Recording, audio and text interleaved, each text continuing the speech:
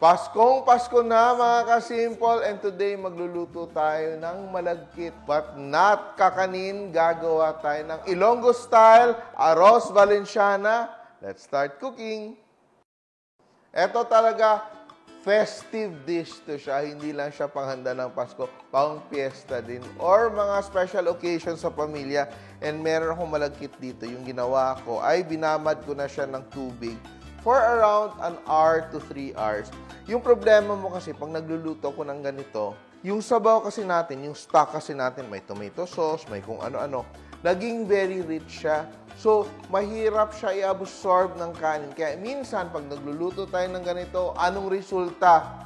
Ay, hilaw yung loob. Kaya, ginagawa ko is dalawang method. Yung una, ito, ginagawa ko, binababad ko yung aking malagkit ng 1 oras, hanggang overnight, no? Sa tubig lang, or sinasaing ko na yung aking kanin prior, no? At halo na lang siya. But today, gagawin natin yung old-fashioned style. Gisa-gisa lang tayo and saing. So, aking rice with our turmeric. Pang-pakulay natin yan. Luyang dilaw. Aking chicken, ito siya. Filet na to siya. Wala na siyang bones. Season with salt and pepper. Salt and pepper. So, ito talaga tawag niya, arroz valenciana, no? Minsan may version nito may gata, which is called the bringhe. Yan, magluluto na tayo, gisa. So, pag nagigisa, mantika. Then, gisa natin yung ating chicken. Ang chicken natin ay seasoned, hindi pwedeng hindi seasoned. Then, itatabi natin siya, kasi later on, i-arrange natin siya. Chicken. So, gamit ko dito, leg quarter fillets, no? Pwede mong haluan din ng breast para may red and white meat ka. Tatabi natin. Then yung ating atay. Yung ating atay, again, season. And gigisa din natin. Yung atay kasi, pag na-overcook, nagiging magaspang, no? Nagiging grainy. That is why gusto ko, lulutuin ko siya, partially cooked, at itatabi ko siya, no? Then later ko na siya ihalo ulit sa aking rice. So, our Thai is done. Tatabi natin. Half cook pa yan, ha? Hindi pa siya fully cooked. Ngayon naman, ang ating chorizo Macau. Yan. Medyo marami. Yan, no? Pag naluto na yung ating chorizo Macau, tatabi din natin. Pwede din dito, chorizo Bilbao. So, now, gisa tayo ng ating sibuyas at bawang.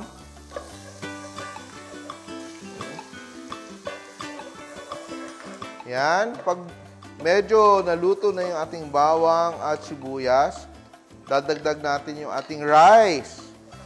Gisa natin yung ating rice. Paprika.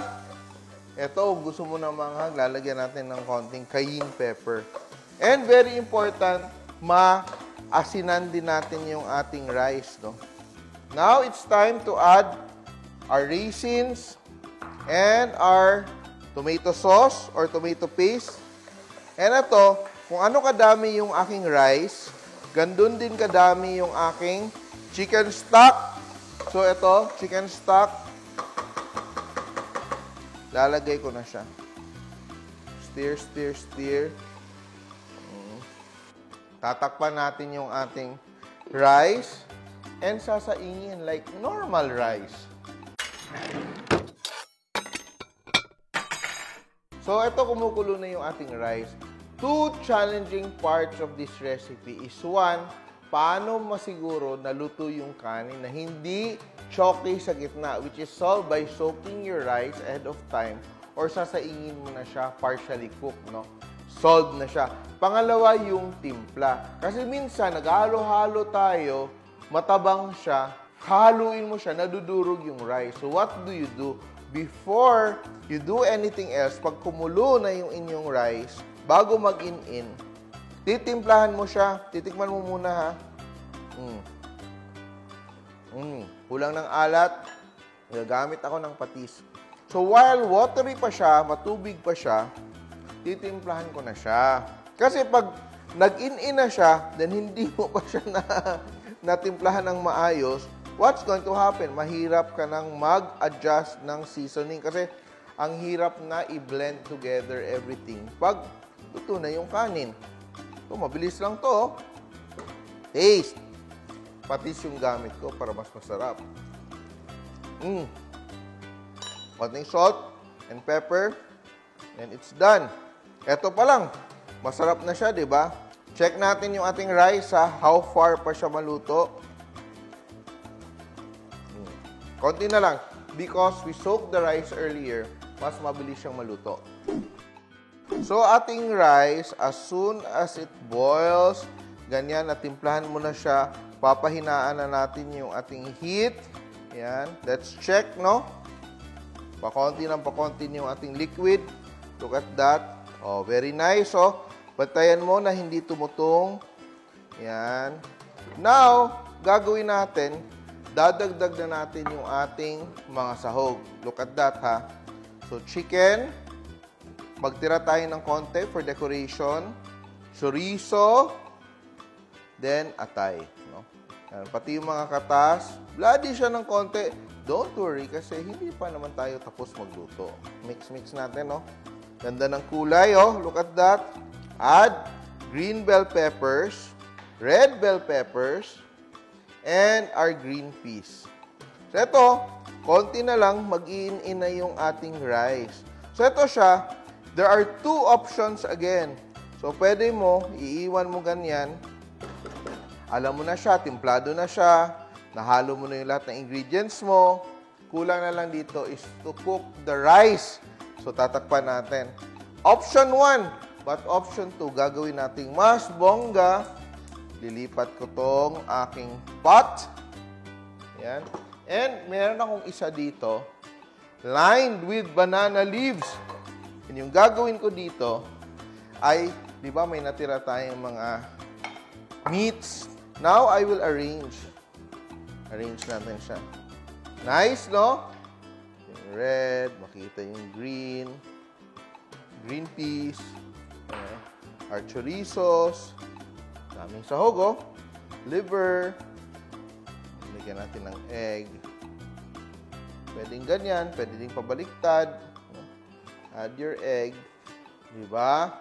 Then now, it's the time we will add our malagkit on top. So, dito na siya mag-i-in-in. Ito pang project nito sa Pasko, ha? Yan. Sobrang bango ng ating Valenciana. Press down natin. And all the flavors will come together. Tingnan mo, ha, hindi siya matubig, ha? Hindi siya watery. Tama lang yung luto niya. So, yung ginagawa natin dito ay we want to cook the rice through in to let it set, all the flavors coming together, and the most beautiful part is magkaroon ng magandang crust underneath. So, pag binaliktad natin, para siyang parol. Yan. So, lulutuin natin siya mga 10 to 15 minutes slow fire. So, gusto natin yung may crust, no? Medyo may tutong sa ilalim. Then, pag binaliktad natin, yun ang presentation mo. So, naluto na yung ating arroz valenciana and we let it rest for a few minutes, no? So, para mag-set siya. Look at that, no? Very nice. May bandihado tayo. Dapat bigger. Wala akong bigger. Pero, moment of truth. Ito yung gagawin natin. Yan. And, babalik rin natin yung ating valenciana. Dapat, kailangan mo mag-diet bago mo gawin para hindi tumama yung handle sa tiyan mo. Pero, sorry, Pasko. Santa Claus ang peg ko. 1, 2, ready? Good luck to me. Oh. Ang bango. Parang amoy bibingka, no? Because of the banana leaves. And moment of truth. Look at that. Dito na, ha? Are you ready, guys? Babalatan na natin yung ating arroz valenciana. Little by little. Careful. Huwag magmadali. But it's beautiful. Oh my goodness. It's so masarap. Patience is a virtue. Look at that. Ganitong cake, okay lang sa akin. Di ba? Lagyan mo na ng candle. Di ba ang birthday? Pero ito siya, kanin at ulam in one. Ito, wala na masyadong gumagawa nito. Lalo na itong pinabaliktad na style. Kasi ito talaga yung masarap, di ba? Yung medyo mga tostado, yung tutong. Yan talaga yung extra yumminess.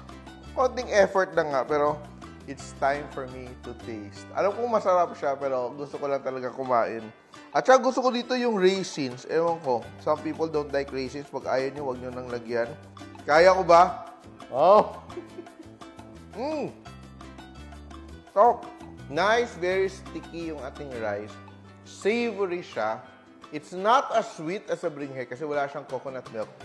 Pero, there's the kick from the cayenne pepper, yung, oh my God, with the raisins and the chorizo Macao. Ang sarap. Very complex. Such a festive dish. Try to recreate old classics this holiday season and try this recipe of Ilonggo style Arroz Valenciana. Simple!